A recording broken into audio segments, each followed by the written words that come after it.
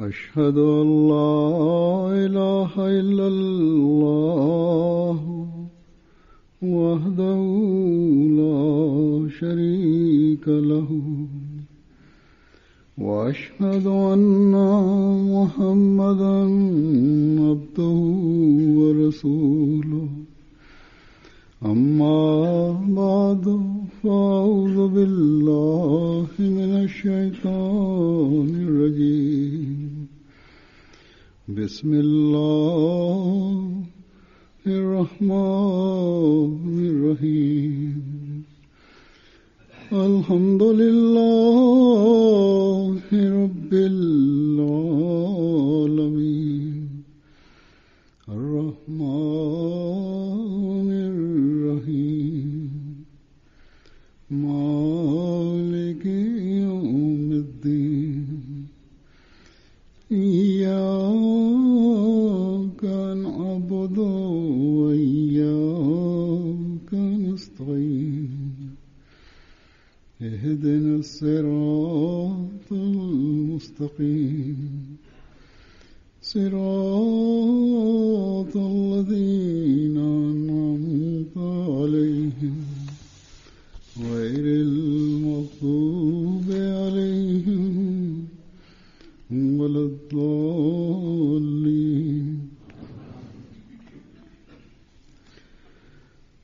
हज़रत मसीह मौऊद अलैहिस्सलातु वस्सलाम एक जगह फरमाते हैं कि मैं इसलिए भेजा गया हूँ ताकि ईमानियों को कवी करूँ और खुदा ताला के वजूद लोगों को साबित करके दिखाऊँ, क्योंकि हर एक कौम की ईमानी हालतें निहायत कमजोर हो गई. Бисмиллахир-рахманир-рахим. Пятничная молитва пятого халифа, обетованного Мессии, Хазрат Мирза Масрур Ахмада, да поможет ему Аллах могучей помощью, произнесенная им 11 октября 2013 года в мечети Австралии. Ассаламу алейкум ва рахматуллахи. Хазрат обетованный Мессия, мир ему, в одном из своих писаний изрекает: «Я послан для того, чтобы укрепить веру и доказать людям существование Всевышнего Аллаха, потому что состояние веры каждого народа очень ослабло. Слова о судном дне воспринимаются как пустые рассказы, и действия каждого человека свидетельствуют о том, что он не надеется на Всевышнего Аллаха и будущую жизнь, так, как он надеется на мирские средства. Языки произносят много слов, но в сердцах господствует любовь к миру. Хазрат Мессия, Иса, мир ему, в таком же состоянии нашел иудеев, в соответствии с особенностью, свидетельствующей о слабости веры. Нравственное состояние иудеев очень испортилось, и любовь к Богу охладела. В мое время люди пребывают в таком же состоянии. Я ниспослан для того, чтобы снова наступил период правдивости и веры, и появилась богобоязненность в сердцах. Основной целью моего существования являются действия, направленные на это. Мне было сказано, что небо снова приблизится к земле после того, как оно было очень далеко.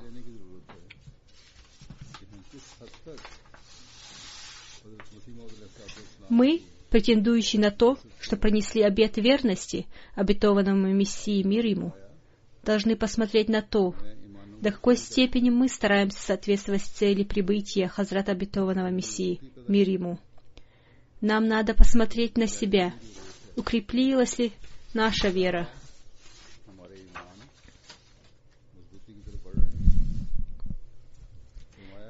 Затем он сказал, что вера укрепляется после того, когда доказывается существование Всевышнего Аллаха, когда полностью убеждаются в существовании Всевышнего Аллаха.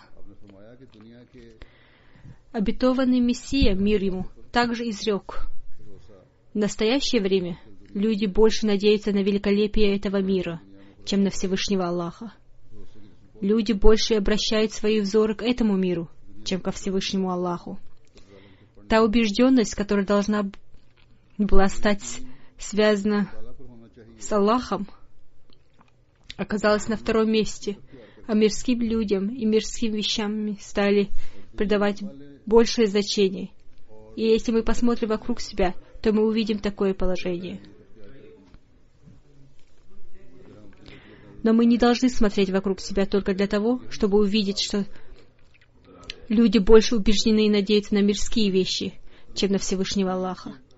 А должны это делать для того, чтобы проверить, убеждены и надеемся ли мы больше на Всевышнего Аллаха или на мирские средства. Если, принеся обет верности, мы не смогли признать существование Всевышнего Аллаха должным образом, то наш обет верности бесполезен, и то, что мы будем называть себя мусульманами Ахмади, не имеет никакой ценности.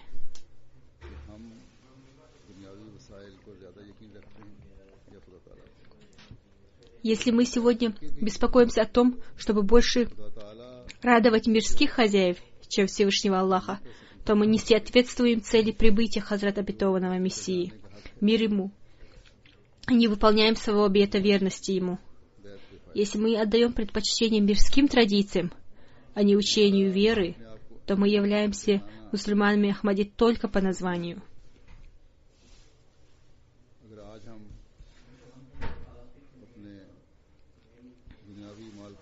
Обетованный Мессия, мир ему, говорит, что на словах мы претендуем на то, что мы убеждены в существовании Всевышнего Аллаха и считаем его выше всех. И любовь ко Всевышнему Аллаху превосходит все другие виды любви. Однако в действительности в наших сердцах господствует любовь к миру.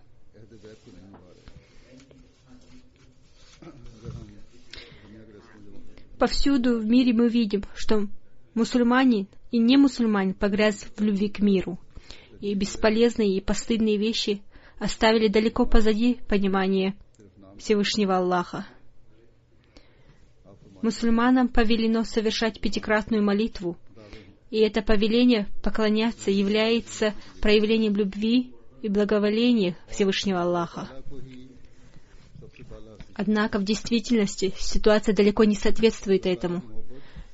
Каждый мусульманин Ахмади прежде всего должен посмотреть, совершает ли он свои поклонения согласно повелению Всевышнего Аллаха.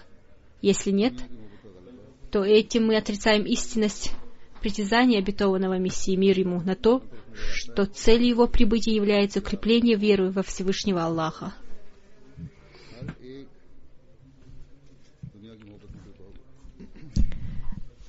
Целью его прибытия является то, чтобы снова наступило время правдивости.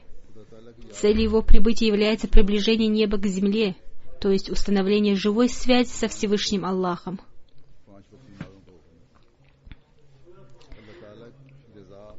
Уменьшение количества наших добрых деяний и уменьшение нашей веры, безусловно, не является свидетельством того, что притязания Хазрат обетованного Мессии, мир ему, не истины. Но из-за этого мы не получаем никакой части из того благословения, которое продолжается с его прибытием. И наши притязания на то, что мы уверовали в него, останутся лишь пустыми притязаниями, потому вместо того, чтобы смотреть на другого и на то, каково состояние его веры, каковы его действия, какие у его слабости, каждый мусульманин Ахмади нуждается в том, чтобы посмотреть на самого себя, чем он занимается, и до какой степени они выполняют обет верности, до какой степени он старается соответствовать цели прибытия обетованного Мессии, мир ему, до какой степени он старается совершать добрые деяния, и до какой степени он старается улучшить состояние своей нравственности, до какой степени он выполняет свой обет, что он будет отдавать предпочтение вере перед миром.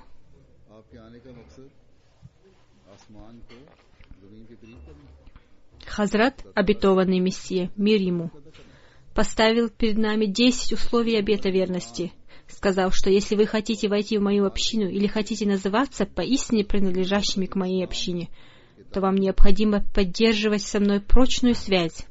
Это будет возможно тогда, когда вы станете выполняющими эти 10 условий обета верности и будете напоминать о них друг другу, чтобы ваша вера стала крепкой и состояние вашей нравственности улучшилось.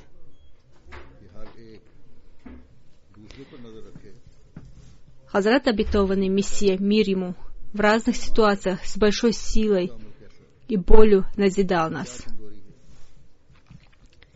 Те, кто связан со мной и объявляет о том, что он вступил в обет верности мне, но если после того, как вы назвали себя мусульманином Ахмади, у вас не происходят видимые извинения, то между вами и другими нет никакой разницы.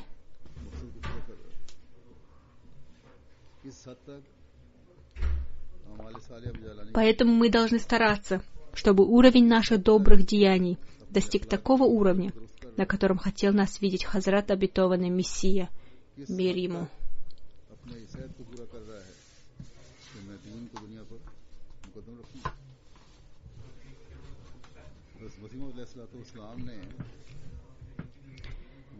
Сейчас я расскажу о некоторых назиданиях, которые в разное время даровал приносящим ему обет верности.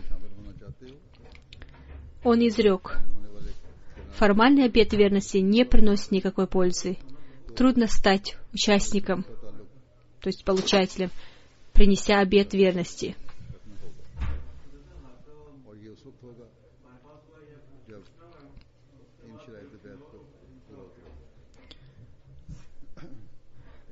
Хузур объясняет, то есть нельзя стать получателем милости Всевышнего Аллаха из-за такого обета верности, и человек не становится наследником благ, который Всевышний Аллах предназначил для приносящего обет верности. Далее он изрекает: получателем милости Аллаха можно стать только тогда, когда, развивая себя в любви и в искренности, полностью соединиться с Ним.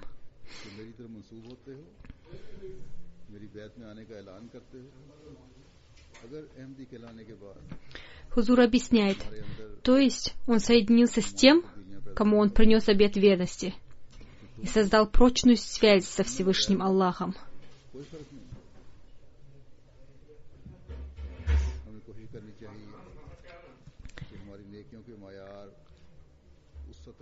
Далее обетованный Мессия, мир ему, изрекает: очень важно развивать отношения, но если тот, кто желает стать получателем милости, не старается развивать эти отношения. Хузур объясняет, то есть тот, кто принес обет верности, не развивает своих отношений со Всевышним Аллахом и с тем, кому он принес обет верности, то продолжает обетованный Мессия, мир ему. Жалобы и сожаления его бесполезны.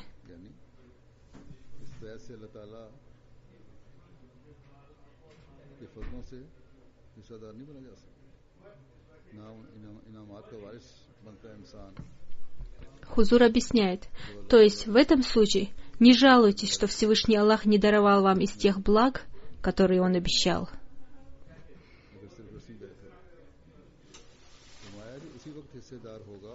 Далее обетованный Мессия, мир ему, изрекает: вы должны по возможности развивать отношения любви и искренности.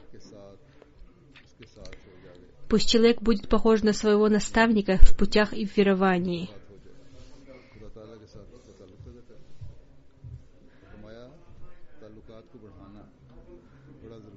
Хузур объясняет, то есть пусть он следует по пути того, кому он принес обет верности, и старается достичь уровня его веры. Далее он говорит: вы должны срочно обратиться к поклонению и правдивости, и с утра до вечера анализировать себя.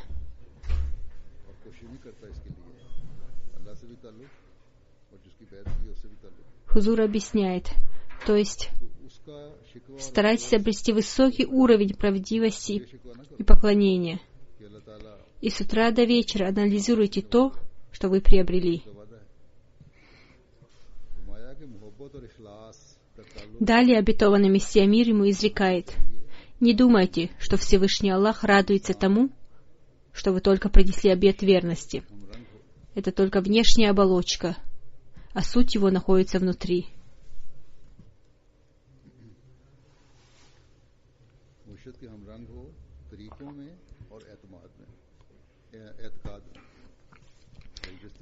Это является законом могущества Аллаха. У любой вещи есть внешняя оболочка, а суть ее находится внутри. Внешняя оболочка не имеет никакой пользы, берется внутренняя суть.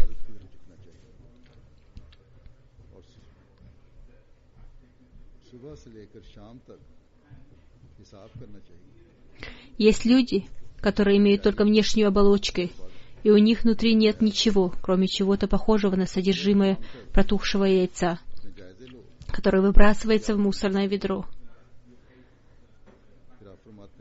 Также и человек, который претендует на то, что он принес обет верности, если он не имеет в себе сути двух вещей, обета верности и веры, то он должен бояться того, что может наступить время, когда он будет выброшен, подобно тухлому яйцу, получившему легкий удар.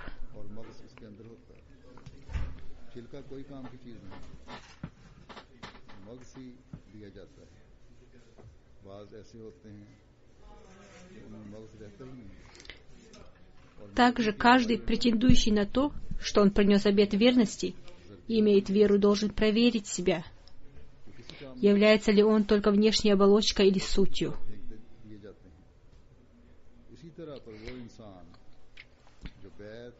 Пока не создается суть, любой претендующий на то, что он является мусульманином, не является истинным мусульманином в своей вере, любви, повиновении, обете верности, доверии и следовании. Хузур объясняет, в этом случае слова «я верю», «я люблю», «я повинуюсь», «я дал обет верности», «я убежден», «я являюсь истинным мусульманином» не соответствуют истине.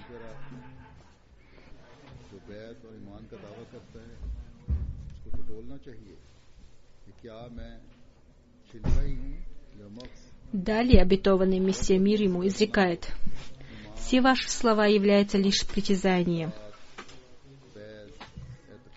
Хузур объясняет, поэтому после принесения обета верности должно быть развитие в вере, должно быть развитие в любви, и любовь ко Всевышнему Аллаху должна стать выше всех других видов любви, как сказал об этом Всевышний Аллах.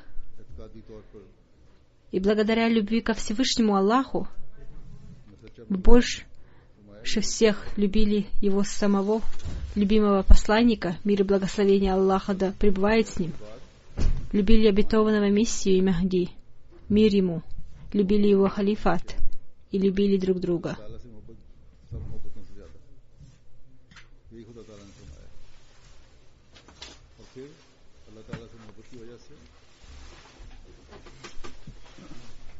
Затем он изрек: приобретайте высокий уровень повиновения.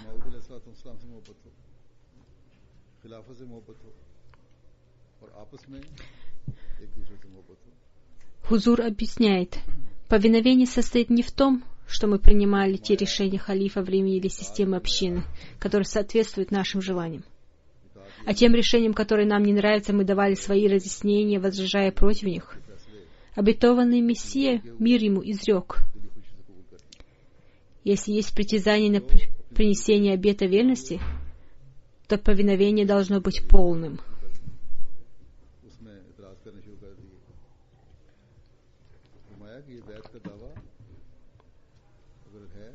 Хузур поясняет, притязание на принесение обета верности, на веру, на то, что мы являемся истинными последователями, притязание на то, что мы действуем в соответствии с истинным исламом, или притязание на то, что мы являемся мусульманами, станут истинными притязаниями тогда, когда человек объявляет, что сегодня, после того, как я принес обет верности, у меня не осталось ничего, а все стало принадлежать Всевышнему Аллаху и служить Его вере.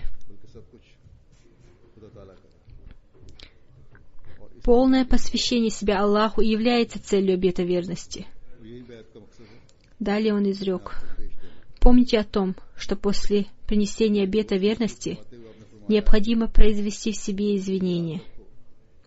Если после принесения обета не происходит изменений в духовном состоянии, то это похоже на шутку. Хузур объясняет, то есть это означает, что вы приняли обет верности и покаяния за шутку. и вы отнеслись к обету верности легкомысленно и не проявили к нему должного уважения. Обетованный Мессия, мир ему, продолжает: обет верности не является детской игрой. Хузур объясняет: обет верности — это не детская игра, а требует многих вещей. Далее он изрекает: на самом деле обет верности принес тот, кто словно умер для старой жизни и начал жить новой, духовной жизнью, и после этого ему придется внести изменения в каждое свое дело. Сегодня Всевышний Аллах по своей милости также дарует Хазрат обетованному Мессии, мир ему, таких искренних людей, которые создают в себе чистые изменения. И другие люди тоже признают происходящие у них эти чистые изменения. Наш миссионер из Буркина-Фасо пишет, что однажды он ездил в другую общину, деревню Диния. Эта деревня находится на границе с Мали. И поскольку там живет много ваххабистов, то там существует сильное противодействие общине.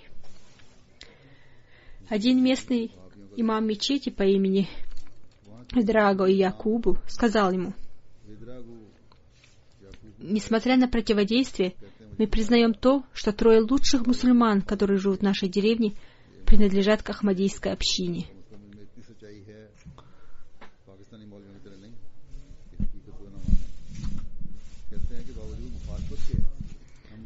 Хузур объясняет: несмотря на существующее противодействие, этот имам проявляет минимум правдивости, признавая, что члены общины являются лучшими мусульманами, и он не подобен пакистанским муллам, которые не признают истину. Таким образом, члены общины вынудили противников общины признать, что после присоединения к общине в людях происходят чистые духовные изменения. Поэтому тот, кто приносит обет верности, понимая его суть, становится примером для других. И такой пример расширяет поле для проповедования. Если мы хотим расширить поле проповедования, то каждому из нас, где бы он ни жил, необходимо создавать такие примеры, чтобы внимание людей обратилось к вам, и чтобы в результате этого расширилось поле для проповедования.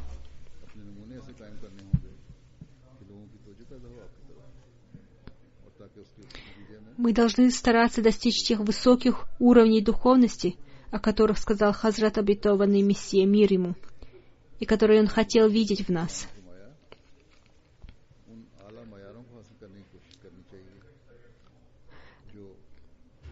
Рассказывая об уровне духовности истинного мусульманина Ахмади, обетованный Мессия изрекает: необходимо, чтобы человек создал в себе такое духовное состояние, чтобы ангелы пожали ему руку. Благодаря обету верности в сердце человека должны появиться состояние осознания величия Всевышнего Аллаха и страха перед Ним. И по этой причине грехи отдалились от него.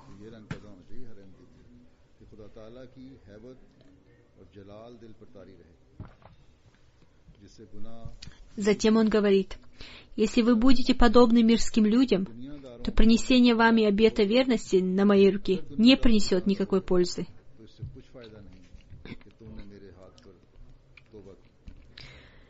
Принесение обета верности на моей руке требует своего рода смерти для старой мирской жизни, чтобы родиться для новой духовной жизни.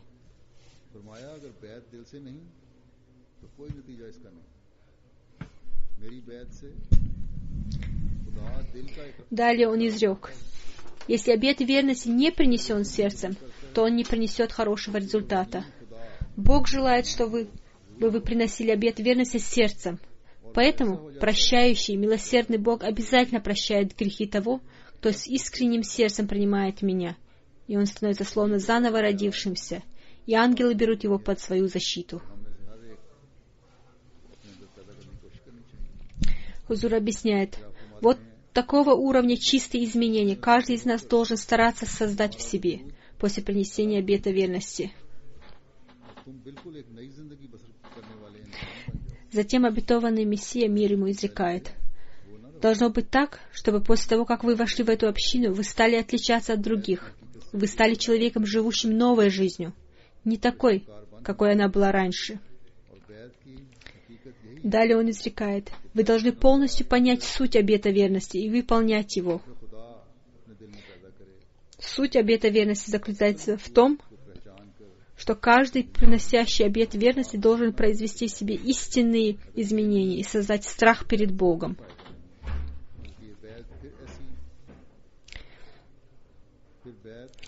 И осознав основную цель обета верности, создать чистые примеры в своей жизни. Если этого не будет, то тогда обет верности не принесет никакой пользы, а напротив, в этом случае такой обет верности станет для него причиной кары, потому что нарушение обета, понимая, что нарушаешь его требованием, является очень опасным.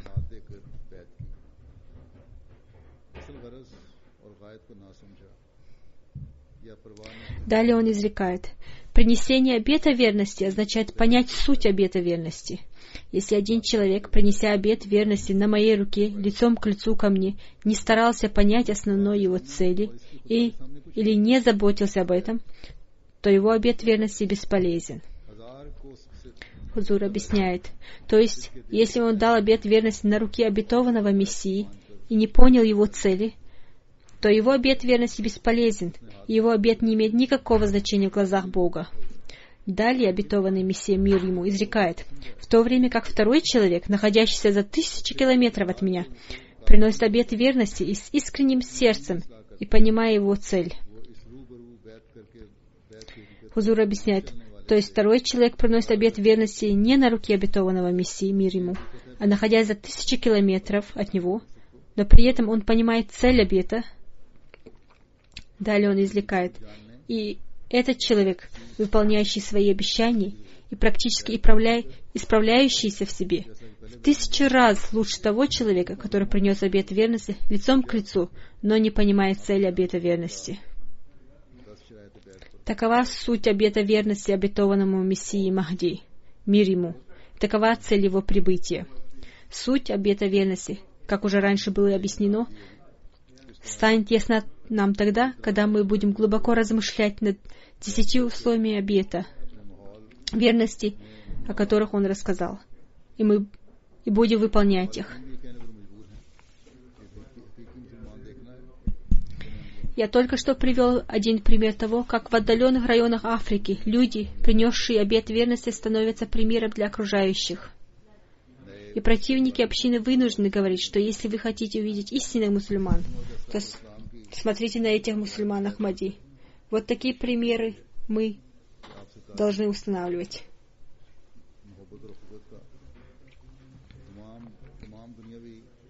Сейчас я приведу примеры некоторых новообращенных мусульман Ахмади. Одним из условий обета верности Хазрата обетованного Мессии, мир ему, является следующее. С ним будут установлены отношения любви и братства, превосходящие все мирские отношения. Сегодня тоже люди, находясь далеко, проявляют такое отношение любви и братства. Посмотрите, как Всевышний Аллах наполнил их сердца верой. Дающие обет верности люди из стран бывшего Советского Союза, по милости Всевышнего Аллаха, значительно опережают других в вере и в искренности. Некоторые из них в прошлом году приняли участие в Джалсе Салана в Кадиане. И после того, как они вернулись в свою страну, они прислали мне письма, в которых поделились своими впечатлениями. Один из них писал: «Я читал об этом благословенном месте в книгах и видел его по телевизору. Но когда наши ноги ступили на эту землю, то в нас возникло такое же состояние, которое было у людей во время Хазрата обетованного Мессии, мир ему. Нам было легко дышать, и там человек забывает обо всем, что происходит в мире до такой степени, что он не думает ни о чем, кроме поклонения Всевышнему Аллаху. То, что мы там увидели и услышали, очень трудно выразить словами.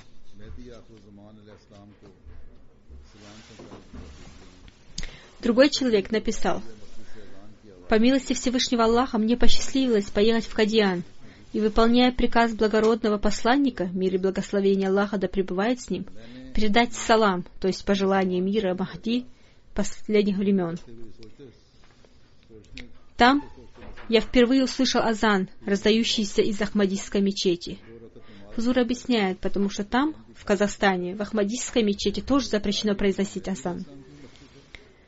Далее этот человек пишет: оставив свой багаж, я быстро совершил омовение и направился к мечети, думая, что это мечеть обетованного Мессии, мир ему. И совершив 2 раката намаза, я спросил у одного брата мусульманина Ахмади: это и есть мечеть имама Махди? Он ответил: нет, это мечеть Дарул Анвар. Это расстроило меня, и, вернувшись к своим братьям, я им все рассказал. Если говорить коротко, мы совершили в этой мечети молитву фаджр, после чего мы пошли на могилу имама Махди, мир ему, и прочитали мольбу. В это время я был наполнен таким чувством благодарности Всевышнему Аллаху, которое невозможно выразить словами. После этого мы прошлись по всему Кадиану. Мы зашли в мечеть имама Махди, мир ему, Байт-уль-Фикр, Байт-уль-Удду, дом, в котором родился и прожил всю свою жизнь имам Махди, мир ему, и где он держал посты. Побывали в мечети Нур и имели честь обращаться с мольбами ко Всевышнему Аллаху в этих местах. Мы находились в таком состоянии, которое невозможно описать словами. Мы посетили все святые места, связанные с имамом Махди, мир ему. И по этой причине я считаю себя очень счастливым человеком. Вот такие мусульмане Ахмади живут в разных странах мира. Есть много людей, которым не удалось побывать в Кадиане, но они преисполнены искренностью и преданностью. Читая письма этих людей, я удивляюсь их искренности и преданности. Они больше заботятся о духовных, чем о мирских нуждах. Несколько дней назад я был в Сингапуре, и туда приехало много людей из Индонезии. Большинство из них — это бедные люди, приехавшие издалека. У многих из них даже не было денег оплатить дорогу. Но они продали свою землю или имущество и приехали в Сингапур.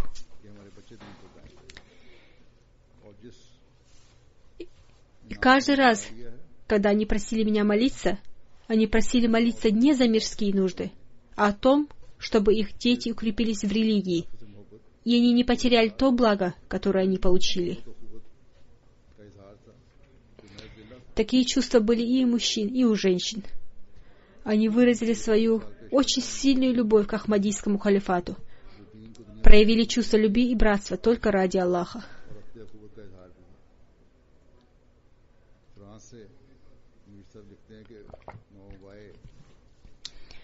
Я представляю еще один пример свидетельства того, как в человеке религия преобладает над мирскими нуждами и отражает отношение братства.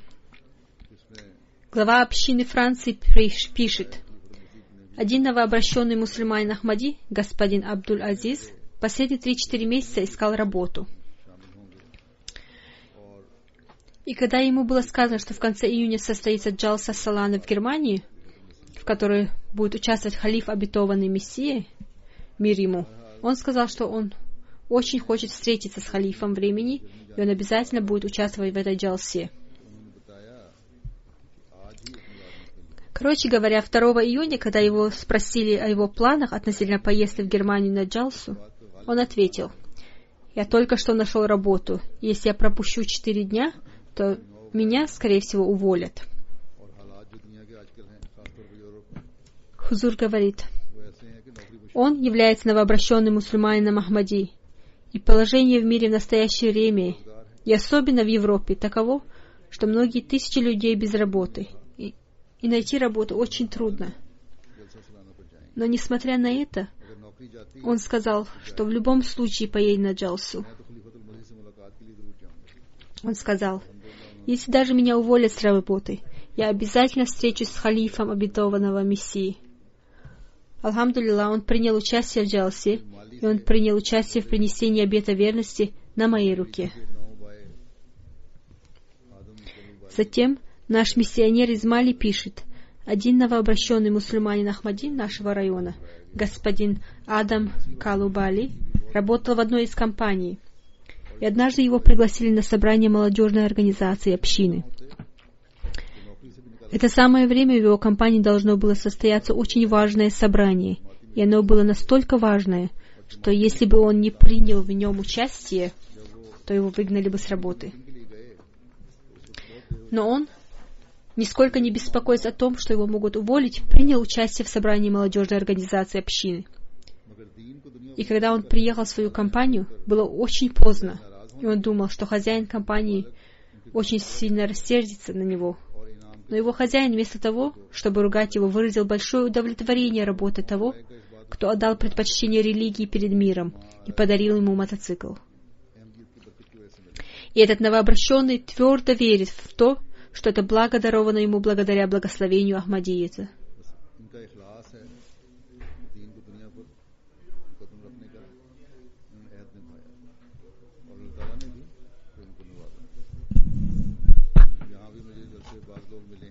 Он выполнил свое обещание отдавать предпочтение религии перед миром, и Всевышний Аллах воздал ему за это.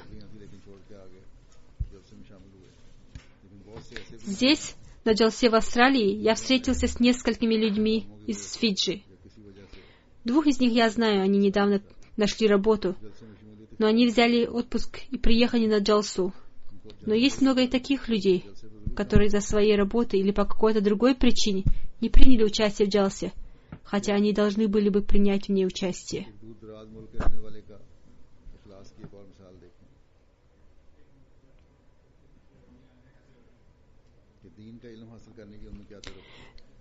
Далее, посмотрите на пример искренности одного человека, живущего в далекой стране.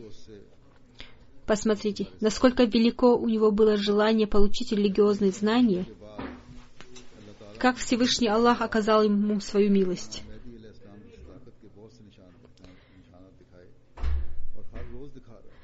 Господин Умар Сангари из Кот-ди-Ивуара рассказал: после того, как я стал мусульманином Ахмади, Всевышний Аллах показал мне многие знамения истинности имама Мехди, мир ему, и принятия молитвы.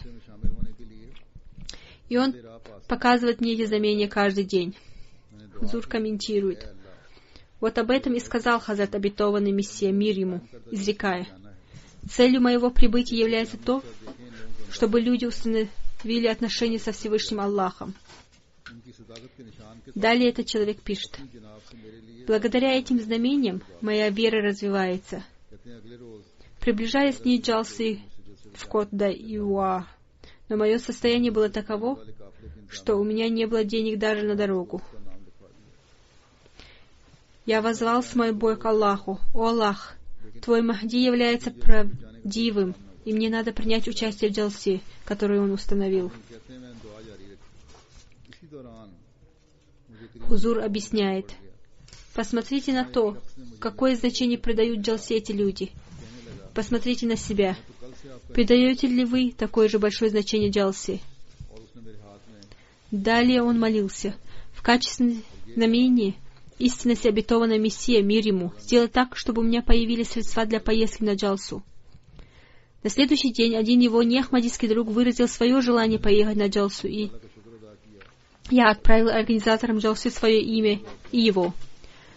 До Джалсы оставалось всего 2 дня, но у меня до сих пор не было возможности на нее поехать, и я продолжал молиться.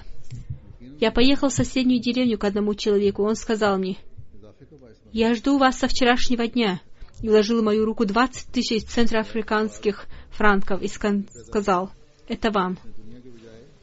Хузур объясняет: Всевышний Аллах внушил в сердце другого человека: «Дай ему деньги». Далее он рассказывает: взяв эти деньги, я поблагодарил Всевышнего Аллаха, и за 16 000 франков я купил билеты для 2 людей, и 4 000 франков у меня осталось на поездку. Безусловно, проявление милости Всевышнего Аллаха стало причиной увеличения его веры, и он сам написал об этом. После принесения обета верности в нем произошло такое изменение, которое обратило его к Аллаху, а не к миру. Он не обратился за помощью ни к одному человеку, а вместо этого стал молиться о том, чтобы Всевышний сам создал условия для его поездки. И Всевышний Аллах принял его мольбу и выполнил его желание. Можно ли создать сомнения в сердцах людей, наполненных верой, утверждая: «Упаси Аллах, что Ахмадият — ложная община», или что Всевышнего Аллаха не существует? Безусловно, благодаря знамениям вера этих людей возрастает. Когда они будут рассказывать об этих случаях своим потомкам, то их вера тоже будет развиваться. Как сказал Хазрат обетованный Мессия, мир ему, о мусульманах Ахмади: если вы будете создавать в себе святые изменения и действовать в соответствии с повелениями Всевышнего Аллаха и Его посланника, мир и благословение Аллаха да пребывает с ним, то это будет свидетельствовать о вашей вере.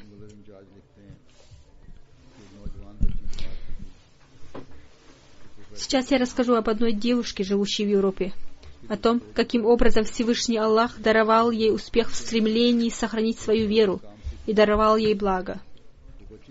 Главный миссионер Швейцарии пишет: одна девушка из общины получала профессиональное образование в колледже. Для этого ей 2 дня в неделю нужно было ездить в колледж, и 3 дня ей надо было проходить практику на какой-то фирме. Она была единственной мусульманкой, работающей в этой фирме, и фирма создала для нее условия, чтобы она могла совершать молитву. После того, как она начала проходить стажировку на этой фирме, у этой фирмы появились новые покупатели, и она получала большую прибыль. За очень короткое время эта фирма расширила свой бизнес, взяла в аренду 2 новых здания и наняла новых людей. В колледже, который она ходила, этой девушке были спортивные занятия по плаванию в бассейне, и ее стали заставлять принять в них участие. Но она отказалась, сказав, что не может плавать вместе с юношами. Она сможет заниматься плаванием в бассейне только вместе с девушками. Администрация колледжа продолжала оказывать на нее давление, но она стояла на своем. Администрация колледжа пожаловалась на нее в фирме, на которой она проходила стажировку, и фирма тоже начала принуждать ее к этим занятиям в бассейне, говоря, что это является частью системы обучения в этом колледже, и если ты не будешь заниматься, то тебя уволят с этой работы. Но девушка продолжала придерживаться своей веры и сказала: «Делайте, что вам угодно, но я не могу плавать вместе с юношами». Говоря кратко, они продолжали оказывать на нее очень сильное давление, и девушка, не выдержав этого, написала заявление, что она не может продолжать свое обучение в этом колледже. После этого она поступила в частный колледж, и когда она ушла с этой фирмы, Всевышний Аллах явил удивительный пример своего могущества, и эта фирма, которая получала большую прибыль, стала нести убытки, количество заказов стало уменьшаться, и ей пришлось увольнять людей. Наконец, когда они собрались, чтобы узнать, каковы причины ухудшения положения фирмы, глава этой фирмы во всеуслышание объявила: «На нас проклятие за какого-то невинного человека». Кто-то из сотрудников этой фирмы отправил ей по электронной почте письмо: «После того, как ты ушла с работы, ты на несколько дней стала темой для разговоров сотрудников фирмы. Потом все перестали говорить о тебе. Но после того, как на общем собрании фирмы глава фирмы сказала, что на фирме лежит проклятие за какого-то невинного человека, то ты снова стала темой для разговоров. И все думают, что этим невинным человеком являешься ты, поскольку фирма отнеслась к тебе плохо».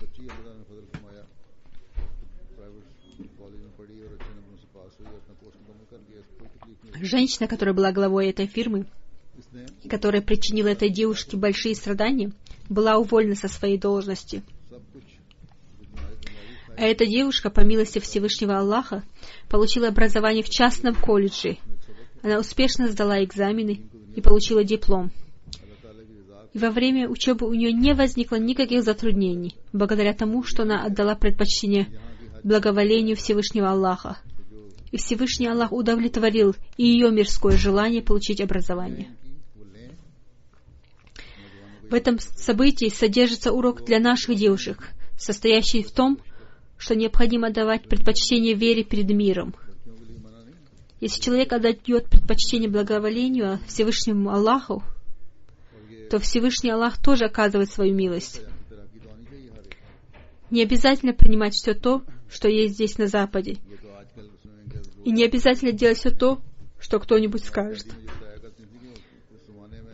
Молодые люди должны помнить о том, что они могут принимать хорошие вещи, совершать хорошие действия, но при этом оберегать себя от плохих вещей. Плавать девушкам не запрещено. Они могут плавать, но только вместе с девушками. В том, чтобы уметь плавать, нет ничего плохого. Каждый должен уметь плавать. Девушек сейчас заставляют плавать в колледжах, но моя бабушка мне рассказывала, что в то время, когда еще не было бассейнов, они плавали в каналах, и она очень хорошо умела плавать. И это было 100 лет назад. То есть в то время девушки тоже плавали. Поэтому наши женщины должны уметь плавать, но это должно быть организовано таким образом, чтобы девушки плавали только вместе с девушками. И организовывать это возможно. Здесь, в Европе, я видел несколько таких мест, где это делается. Когда постарались это сделать, то это получилось. Одного нашего искреннего члена общины Ганы назначили членом апелляционного суда. Ассоциация адвокатов в его честь организовала прием, и в поздравлении ему было зачитано: «Вы, человек, который может совершить ошибку, но вы никогда не брали взяток. После принятия решения вам не нравится принимать никаких подарков». Ассоциация адвокатов Ганы назвала его верующим судьей, очень трудолюбивым и не берущим взяток. Вот такое духовное преобразование создает Хазрат обетованный Мессия мир ему, приносящих ему обет верности и понимающих его суть.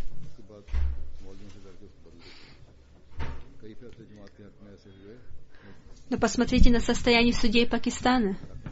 Они принимают решение, но потом из-за страха перед муллами меняют его. Много таких решений было принято в пользу общины, которые затем были изменены. Принимается решение, защищающее права угнетенных, но затем Верховный суд их отменяет. Эта честь считаться неподкупным принадлежит членам Ахмадийской общины. Так что каждый мусульманин Ахмади должен стараться обрести эту честь, чтобы никто не мог обвинить его, что он принимает взятки. Одно из условий обета верности Хазрат обетованного Мессии мир ему состоит в следующем: приносите пользу человечеству своими способностями, дарованными вам Богом. Я представлю вашему вниманию пример того, что рассказывают об этом другие люди. Президент Сьерра-Леоне в своем выступлении на 52-й джалсе Салана Ахмадийской общины в Сьерра-Леоне сказал: «Я очень доволен тем, что я участвую не только в мероприятиях Ахмадийской общины, но и в мероприятии, которое важно для всего народа Сьерра-Леоне.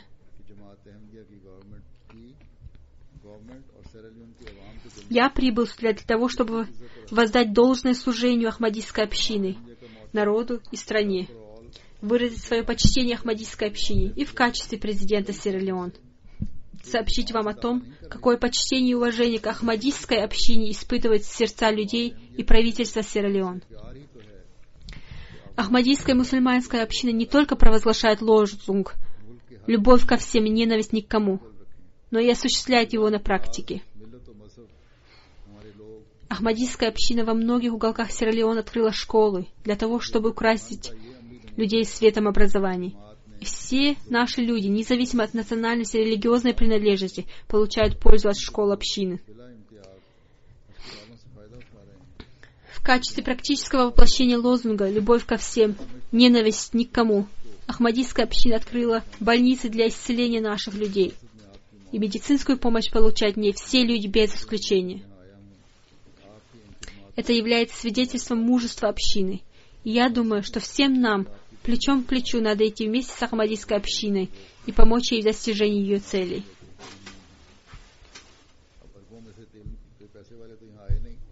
В качестве президента страны я пришел сюда для того, чтобы поздравить ее служением и рассказать о том, что я и люди моей страны очень довольны вашим продолжительным служением и благодарим вас за это Ахмадийскую общину.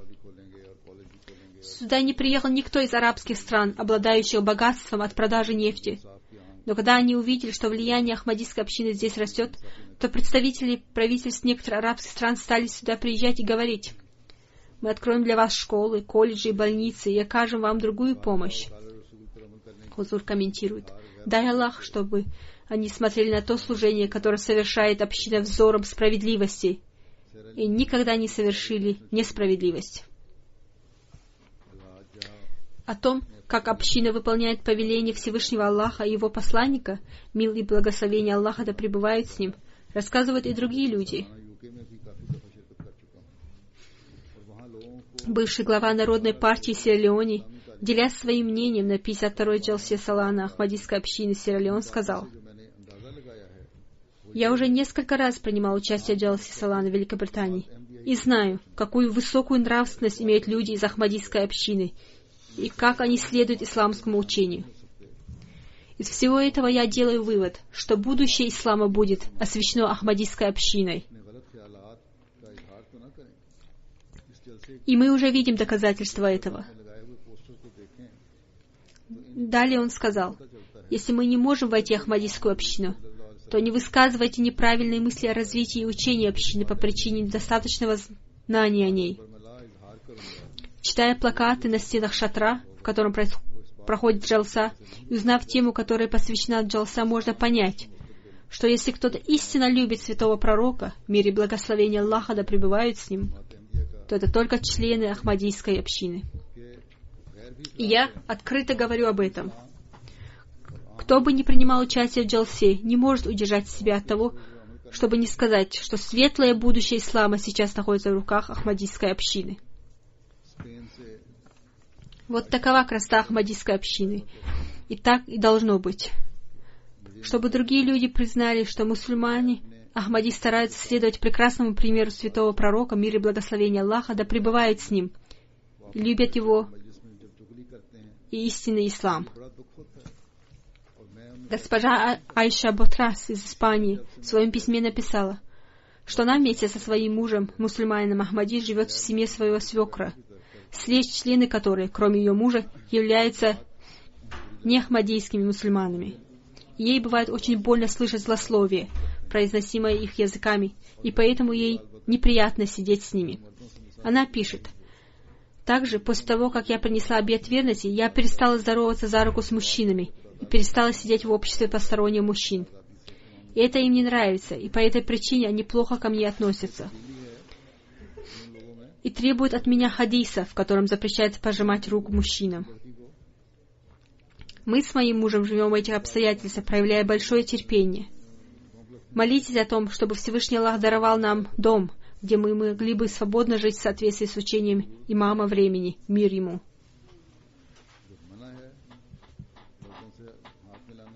Вот такие изменения происходят в новообращенных членах общины. Так что ни одна ахмадийская девушка не должна испытывать комплекс от того, что ей придется не пожимать руку мужчины, протянутой для ее приветствия. Раз это запрещено в исламе, то вы должны следовать этому. То же самое относится и к мужчинам. Они должны стараться не здороваться за руку с женщинами. Если мы желаем снискать милости Всевышнего Аллаха, то мы должны стараться выполнять все Его повеления, насколько бы незначительными оно нам не казалось.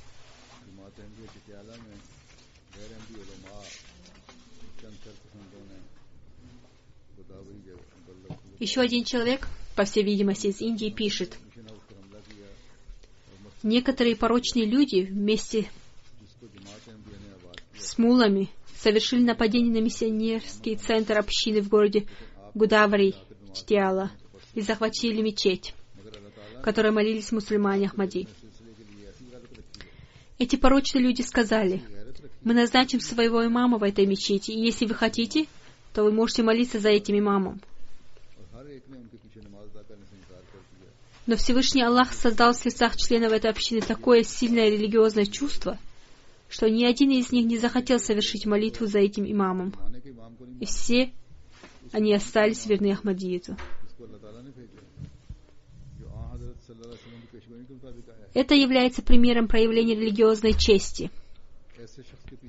Как они могли принять в качестве имама того человека, который не верит в имама времени, того имама, которого не спаслал Всевышний Аллах, и который пришел во исполнение пророчества святого пророка, мир и благословение Аллаха да пребывает с ним?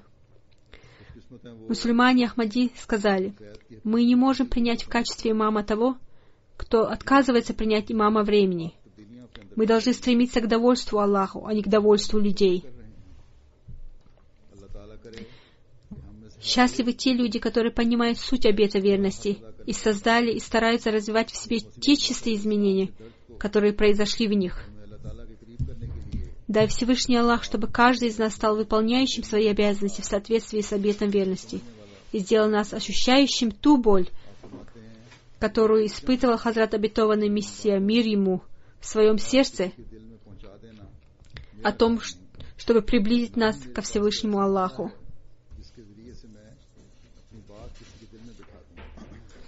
Он изрекает: «Я очень хорошо знаю, что моим делом не является вложить в сердце человека слово этого учения, и у меня нет никакого инструмента, с помощью которого я могу поместить свои слова в сердце даже одного человека». Далее он изрекает: «Есть тысячи людей, которые сильно развились в любви и искренности к Аллаху, но по причине своих старых привычек и человеческих слабостей они настолько погружаются в мирские дела, что начинают проявлять беспечность в религии». Хузур объясняет: есть такие люди, которые находятся на высокой ступени любви и искренности, но иногда они проявляют некоторую слабость. Мы должны стараться отдалить эти слабости. Затем он изрек: «Я хочу, чтобы вы стали абсолютно чистыми и искренними и отдавали предпочтение религии перед мирскими делами. И всякая беспечность, которая становится причиной отдаления от Бога, отдалилась от вас. До тех пор, пока у вас нет этого, вы находитесь в опасности и не можете испытывать удовлетворение. Поэтому мы нуждаемся в самоанализе, мы нуждаемся в приложении усилий для приведения своего состояния в соответствии с благословением Всевышнего Аллаха. Пусть Всевышний Аллах дарует нам возможность достичь этого». Alhamdulillah, nahmaduhu wa nasta'inuhu wa nastaghfiruhu wa nu'minu bihi wa natawakkalu alayhi wa na'udhu billahi min shururi anfusina wa min sayyiati a'malina. من يهده الله فلا مضل له ومن يضلل فلا هادي له ونشهد أن لا إله إلا الله ونشهد أن محمدا عبده ورسوله. عباد الله رحمكم الله إن الله يأمر بالعدل والإحسان وإيتاء ذي القربى وينهى عن الفحشاء والمنكر والبغي يعظكم لعلكم تذكرون. اذكروا الله يذكركم وادعوه يستجب لكم ولذكر الله أكبر.